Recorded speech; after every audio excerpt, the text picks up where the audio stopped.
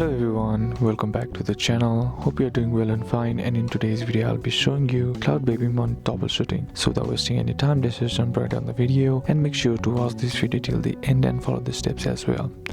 So the first thing that you need to do is check the distance of your baby monitor.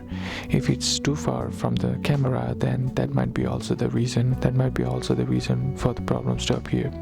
So just simply keep the baby monitor close for a while, and then what you need to do is keep the baby monitor where the electronic devices like microwaves or any other electrical appliances shouldn't be near the monitor. And once you do that and try again, if that works, then you are good to go. If that doesn't work, then what you need to do, unplug the camera wall adapter, and then once for 2 minutes, and then what you need to do is, while plugging the adapter, press the pair button on the back of the camera, and keep on holding it until